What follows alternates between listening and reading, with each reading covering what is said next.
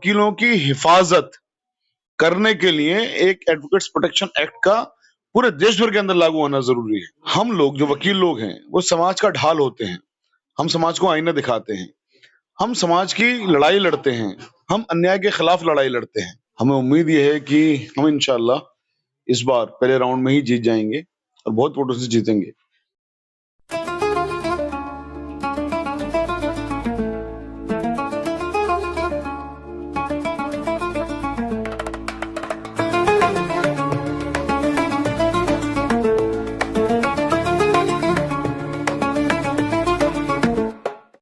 दोस्तों, जैसे जैसे दिल्ली बार काउंसिल के चुनाव की तारीख नजदीक आती जा रही है, वकीलों की सरगर्मियां बढ़ती जा रही हैं।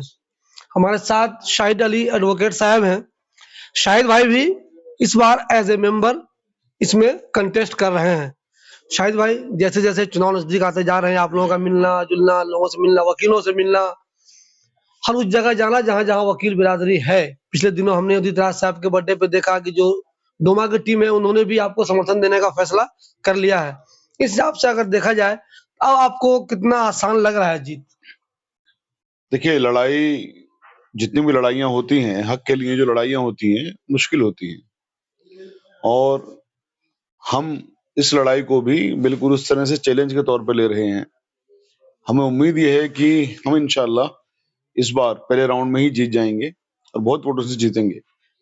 लेकिन हम इस चीज को लेकर के ऐसा नहीं है कि अब घर बैठ जाएं, चूंकि हमने मेहनत करनी है और ज्यादा मेहनत करनी है और जो चीज हमने सोची हुई है, जिस हमें अंदाजा भी लग रहा है उसका, उस चीज को बिल्कुल पूरी तरह से यकीनी बनाने के लिए हमारा फर्ज है कि हम मेहनत करें उसमें। तो हम मेहनत कर रहे हैं उसके लिए। हमें उम्मीद है जिस तरह का रेस्पॉन्स मिल रहा है कि जैसे मैंने अभी कहा कि इंशाल्लाह हम पहले राउंड में ही जीतेंगे। जिन वकीलों से आपने मुलाकात कर ली है, जिन्होंने आपको वादा कर भी लिया है, वो तो कंफर्म है। कुछ वकील ऐसे भी होंगे जिन तक अभी तक आप नहीं पहुंचे होंगे। मान लीजिए वो हमारी वीडियो देख रहे हैं, ये वाली, तो वो वकील शाहिद साहब को वोट क्यों दें? शाहिद साहब का ऐसा क्या एजेंडा है इस इलेक्शन में कि वो जिन्होंने अभी फैसला नहीं किया है, वो ये फैसला कर ले कि नहीं, मुझे शाहिद अली को ही वोट देना चाहिए? बिल्कुल दुरुस्त बात है। देखिए, 1,02,000 वोट हैं, सबके पास पहुंचना मुमकिन नहीं होता, किसी के लिए मुमकिन नहीं होता। अब आपके माध्यम से भी जो लोग इस पॉडकास्ट को या इस वीडियो को देखेंगे या उसके बाद भी जो लोगों के पास तक जाती है, हमने एक विजन डॉक्यूमेंट जमा किया है बार काउंसिल ऑफ दिल्ली में। उस विजन डॉक्यूमेंट में जो हमने जो काम करने हैं, जो हमारा अज़्म है, वादे नहीं अज़्म, जो हमारा फर्क है वादे करने में और अज़्म लेने में, वो अज़्म ये है कि हमने जो फ्रेशर्स हैं उनको 3 साल तक हर महीने 15,000 रुपये का हम स्टाइपेंड बार काउंसिल से दिलवाएंगे। जो लोग बुजुर्ग हैं, 60 साल की उनकी उम्र हो गई है, वकालत नहीं कर सकते हैं या सक्षम नहीं है, तो उनको आजीवन 30,000 रुपये महीना उनको कम से कम पेंशन मिले। 30,000 रुपये महीना कोई बड़ा अमाउंट नहीं है, जिसने अपनी पूरी जिंदगी इस प्रोफेशन को दी। दूसरा, हम लोग जो वकील लोग हैं वो समाज का ढाल होते हैं। हम समाज को आईना दिखाते हैं। हम समाज की लड़ाई लड़ते हैं। हम अन्याय के खिलाफ लड़ाई लड़ते हैं। बेसिकली जिस पे भी जुल्म होता है वो वकील के पास जाता है और वकील वो उसकी लड़ाई लड़ता है कोर्ट में पूरी मुस्तैदी के साथ में। इतनी अहम ये फ्रेटर्निटी हमारी है, जो समाज का अभिन्न अंग है, जो समाज को राह दिखाती है। कभी सरकार कानून गलत बनाती है तो उसको अपोज भी करती है, कभी सड़कों पर भी आगे जंगें लड़ती हैं, कभी कोर्ट के अंदर जंग लड़ती हैं हमारी फ्रेटर्निटी। और इसी फ्रेटर्निटी को बिल्कुल उस नजरिए से देखा जाता है कि एक तो सबसे पहली बात यह है कि हमारे पास कोई प्रोटेक्शन नहीं है, ना हमारे पास कोई फाइनेंशियल प्रोटेक्शन है, ना कोई फिजिकल प्रोटेक्शन है, ना कोई सोशल प्रोटेक्शन है। तो जैसे मुकदमे लड़ रहे हैं, अब एक वकील साहब मुकदमा हार गए, एक वकील साहब मुकदमा जीत गए, तो जो हारने वाले के ऊपर अटैक हो जाता है। कई बार क्लाइंट्स लोग जो होते हैं वो पर्सनल दुश्मनी कर लेते हैं, कई बार सरकार दुश्मनी निकालने शुरू कर देती है, कई बार थाने जो होते हैं वो दुश्मनी निकालने शुरू कर देते हैं। तो वकीलों की हिफाजत करने के लिए एक एडवोकेट्स प्रोटेक्शन एक्ट का पूरे देश भर के अंदर लागू होना जरूरी है। वो एडवोकेट्स प्रोटेक्शन एक्ट को हमने लागू करवाना है, ये हमारा अज़्म है। तीसरी चीज ये, दिल्ली में आपने देखा होगा कि बार काउंसिल में जो लोग रजिस्टर्ड हैं, एनरोल्ड हैं, उनको इंश्योरेंस मिलता है। लेकिन यहां पर भी सरकार ने क्या गड़बड़ करी कि जो दिल्ली में वोटर हैं उन्हीं को इंश्योरेंस मिलेगा। अब किसी आदमी के पेरेंट्स बुलंदशहर रहते हैं, अलीगढ़ रहते हैं, मथुरा रहते हैं, या आसपास मेरठ रहते हैं, गाजियाबाद रहते हैं, सहारनपुर रहते हैं, वो उसको अपने पेरेंट्स की देखभाल भी करनी है, वहां से अप डाउन करता है, तो इस आधार पर आप उसे इंश्योरेंस नहीं देंगे, ये कौन सी बात हुई साहब?